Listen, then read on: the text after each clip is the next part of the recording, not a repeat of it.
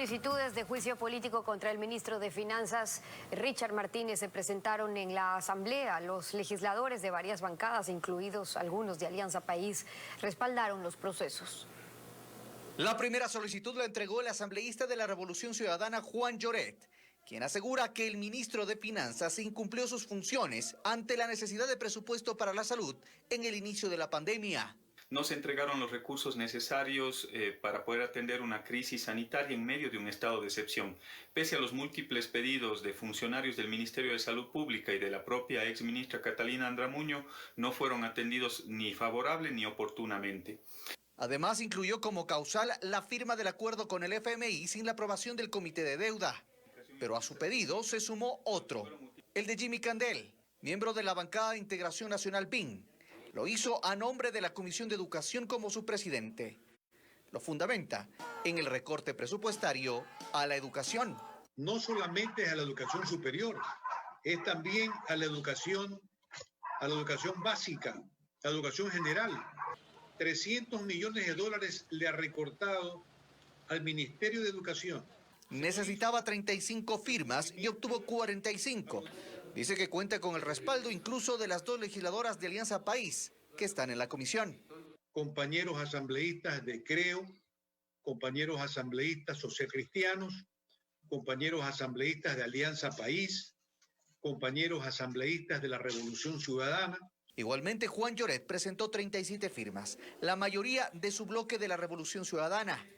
Ambas solicitudes deberán ser analizadas por el CAL para confirmar si cumplen los requisitos. Esperamos que el Consejo de Administración Legislativa pueda conocer todos los pedidos de juicio político, incluyendo el de Jofre Poma, que ya lleva 8 meses durmiendo el sueño de los justos, se pueda unificar por celeridad. Si el CAL califica los pedidos, el tema pasa a la Comisión de Fiscalización, donde después de un proceso define si el juicio se archiva o sugiere al Pleno una posible censura y destitución del ministro.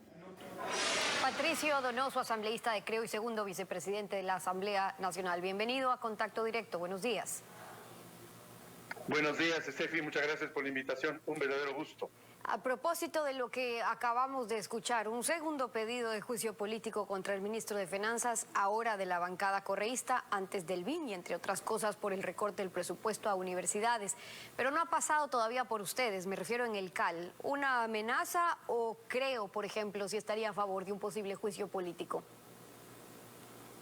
Dos consideraciones rápidas. La primera, las comisiones no establecen un juicio político, son los legisladores con su firma y rúbrica, y aquello, Estefi, lo hemos recibido en el CAL.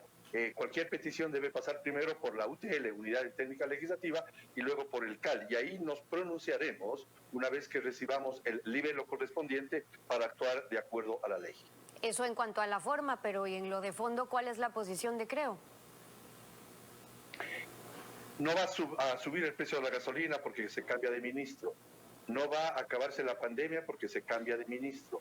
Yo creo que hay que revisar con mucha serenidad en esta severa crisis que tenemos y con mucha calma cualquier tipo de acción fiscalizatoria. Hay que fiscalizar más bien a aquellos que se han robado la plata, hay que fiscalizar a aquellos que están llevándose el santo y la limosna en esta pandemia. Aquellos ya no son solamente ladrones, Estefi, son miserables los que están robando en el sector salud, en el tema de las contrataciones. Eso es mucho más importante que el hacer una acción protagónica en su momento. La Asamblea viene de aprobar los 2 proyectos de ley de urgencia económica enviados por el presidente después de la segunda estrategia. Primero, una amenaza de muerte cruzada y luego el anuncio de retirar de los proyectos los impuestos o del proyecto más bien los impuestos que era en contra de los trabajadores de las empresas damnificadas por esta pandemia. ¿Prevaleció de todas maneras entonces el interés de mejorar la imagen ante los acreedores, los organismos multilaterales para asegurar fuentes de financiamiento? Dos cosas. La primera, en el tema de la muerte cruzada, aquí en Ecoavisa dije en su momento que no es más que un mito urbano. Vamos a lo segundo. En efecto, el Ecuador debe presentar una cara modernizada frente a los multilaterales de crédito por 2 razones claves. La primera, no tenemos fondos de ahorro y contingencia, no tenemos el FEIDEP que fue desmantelado por el gobierno anterior. hay el dinero en caja. La caja fiscal está vacía, primero. Segundo, no tenemos ingresos importantes por exportación de petróleo. Tercero, no tenemos moneda, por tanto, no podemos hacer uso de una fábrica para hacer billetes. Y lo cuarto, es tan grave la situación que debemos apelar a los multilaterales de crédito para acceder a créditos baratos, por una razón. El riesgo país de Stephanie está en más o menos 4.000 puntos. No puede el Ecuador endeudarse con la banca internacional al 40%. Tiene que endeudarse con los multilaterales al 2,5%, a 30 años plazo, con 10 años de gracia. Y eso solo lo podemos lograr a través de presentarle al mundo, al Fondo Monetario Internacional, al Banco Interamericano de Desarrollo, al Banco Mundial, a la Corporación Andina de Fomento, un país serio que ha puesto en orden sus finanzas públicas. Por eso era importante aprobar una ley digno de los impuestos. Jamás estuvimos de acuerdo con los impuestos, pero que ponga orden en la casa, que le dé una acción autónoma al Banco Central, que se controle los límites de deuda y que por supuesto se baje esa capacidad discrecional del gobierno de manejar un 15% para arriba el presupuesto general del Estado. Hay que tener buenas relaciones con los multilaterales de crédito, porque si no, el Ecuador de esta no sale, porque no hay dinero en caja. Entonces, reconociendo que los impuestos no eran necesarios o la única manera para reactivar la economía, porque de hecho podían provocar un efecto contraproducente, nos queda que es el Estado, que puede ser clientelar, quien debe ponerse al día en sus tareas pendientes de focalizar el subsidio al diésel o reducir la masa salarial. Para eso no necesita autorización de ustedes, de la Asamblea, sino concretarlo. Esa lectura suya es la correcta, Stephanie. En octubre nosotros apoyamos con valentía política la eliminación de los subsidios a las gasolinas. Y lo hicimos porque los subsidios, planetariamente hablando, tienen que ser temporales y además tienen que beneficiar a los pobres, pero no a los narcotraficantes, no a los contrabandistas y tampoco a quienes sí tenemos capacidad de tanquear nuestros autos con el precio real. En octubre lo hicimos, hoy reiteramos ese apoyo porque no hay derecho que un contrabandista con un tanquero lleno de gasolina, al pasar la frágil frontera ecuatoriano-colombiana, te ganaba $14,000. Eso era infame. Por tanto, estoy de acuerdo en que se eliminen los subsidios, estoy de acuerdo en que haya una importante reducción en el tamaño adiposo del Estado, por supuesto que sí, pero no más impuestos a las empresas, y me tomo 30 segundos. No podemos cargarle más piedras a la mochila de las empresas, porque las empresas tienen que ser salvadas, porque solo así salvaremos el empleo. Estamos en la tarea de salvar vidas, salvar el empleo y salvar la economía. Para ello lo importante es que las empresas tengan salida, que tengan aire, que tengan fuelle, porque la cadena de pagos de Stephanie no puede ser cortada. ¿A qué me refiero con la cadena de pagos? Que las empresas paguen a sus trabajadores, porque ellos también tendrán que ir a la tienda de esquina. Pero cuando ya eliminaron los impuestos, y aunque ellos deben explicarlo, ¿cómo interpreta en la votación final el voto en contra coincidente entre correístas, entre PSC? Y pregunto por cómo queda el tablero de las mayorías en la Asamblea y si hay una mayoría móvil suficiente para garantizarle gobernabilidad al Ejecutivo. En democracia las cosas se resuelven con votos y con sensatez en la votación. Yo no estoy de acuerdo con aquellos que en forma un tanto soberbia dicen, si no me dan la razón en todo, yo voto en contra o no voto. Yo mismo planteé 9 observaciones a la ley humanitaria y 7 observaciones a la ley de ordenamiento de las finanzas públicas.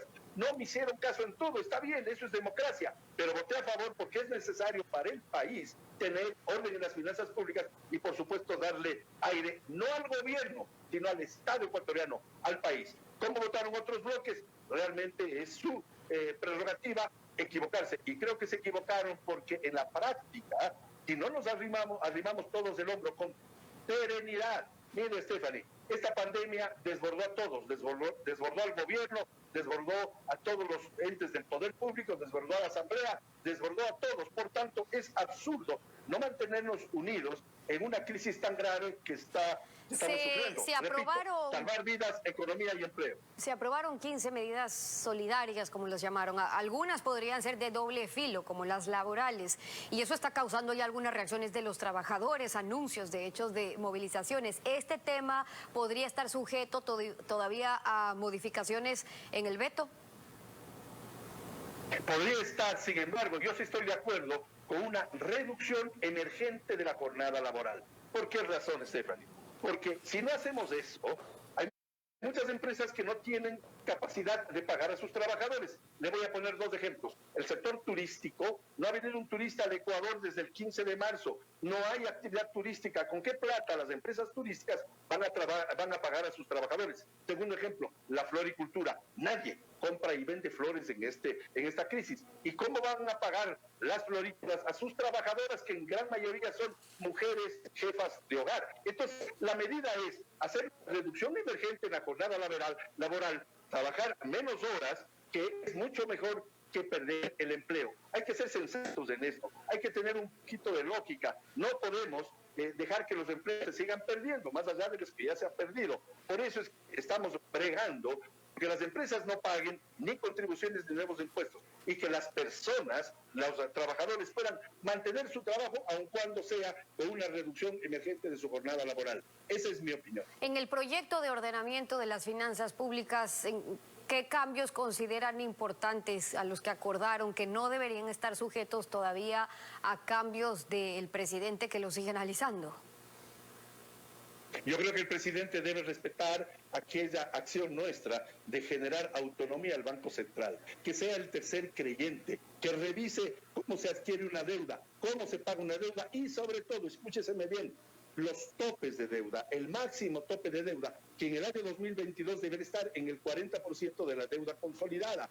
Primera cosa, darle estabilidad fiscal al gobierno para poder ir precisamente a los multilaterales a pedirles crédito. Lo que pasa es que el Ecuador no ha hecho bien su lección en cuanto a disciplina fiscal. Mire usted, Stephanie, Colombia y Perú sí lo han hecho y están recibiendo 10.000 millones de dólares. El Fondo Monetario Internacional, aun cuando a algunos les moleste lo que estoy diciendo, tiene $1 trillón para prestar a los países que requieren, y el Ecuador es un país que requiere crédito, porque repito, estamos chinos, no hay fonditos, no hay aquellos fonditos. El FEDER fue desmantelado y el Fondo de Ahorro y Contingencia también. Por tanto, aquellos cambios que nosotros hicimos y operamos con respecto a la autonomía del Banco Central y con respecto a generar y crear un fondo de estabilización de riesgos, es importante que el gobierno, que es el presidente, que es el colegislador, respete esa posición de la Asamblea Nacional. El asambleísta por Creo y segundo vicepresidente de la Asamblea Nacional, Patricio Donoso, gracias por acompañarnos hoy en Contacto Directo. Yo soy el agradecido, Stephanie. Muy buenos días.